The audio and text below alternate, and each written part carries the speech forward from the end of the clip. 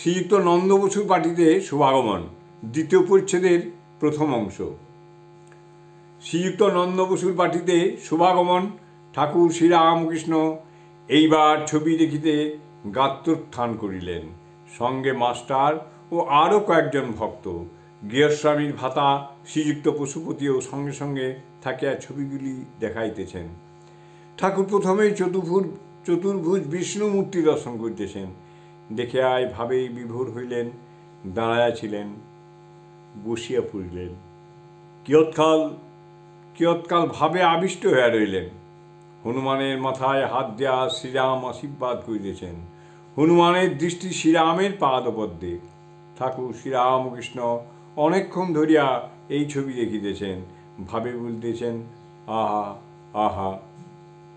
তৃতীয় ছবি, বংশীবাদন শ্রীকৃষ্ণ কদমতলায় দাঁড়ায় আছেন।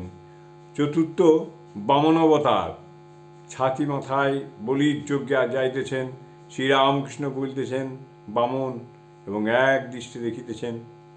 এইবার নৃসিংহমূর্তি দর্শন করিয়া ঠাকুর গোষ্ঠের ছবি দর্শন করিতেছেন। শ্রীকৃষ্ণ রাখালদের সহিত বৎসগণ চড়াইতেছেন শ্রীবৃন্দাবন ও যমুনা পুলিনে। মণি বলিয়া উঠিলেন, চমৎকার ছবি। সপ্তম ছবি দেখিয়া ঠাকুর বলিতেছেন ধূমাবতী, অষ্টম ষোড়শী, নবম ভুবনেশ্বরী, দশম তারা, একাদশ কালী।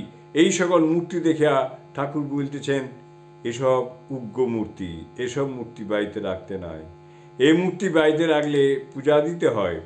তবে আপনাদের অদৃষ্টে জোর আছে, আপনারা রেখেছেন। শ্রী শ্রী অন্নপূর্ণা দর্শন করিয়া ঠাকুর ভাবে বলিতেছেন বাহ বাহ। তারপর রায় রাজা নিকুঞ্জবনে সখীপরিবৃতা সিংহাসনে বসে আছেন। শ্রীকৃষ্ণ কুঞ্জের দ্বারে কোটাল সাজিয়া বসে আছেন। তারপর দোলের ছবি। ঠাকুর অনেকক্ষণ ধরিয়া এর পরের মূর্তি দেখিতেছেন। গ্লাস কেসের ভিতর বীণা পানির মূর্তি। দেবী বীণা হস্তে মাতোয়ারা হইয়া রাগ রাগিনী আলাপ করিতেছেন। ছবি দেখা সমাপ্ত হইল। ঠাকুর আবার গৃহস্বামীর কাছে আসিয়া উপস্থিত হইলেন। দাঁড়াইয়া দাঁড়াইয়া গৃহস্বামীকে বলতেছেন, আজ খুব আনন্দ হলো। বাহ, আপনি তো খুব হিন্দু। ইংরেজি ছবি না রেখে যেই ছবি রেখেছেন খুব আশ্চর্য। জয় ঠাকুর।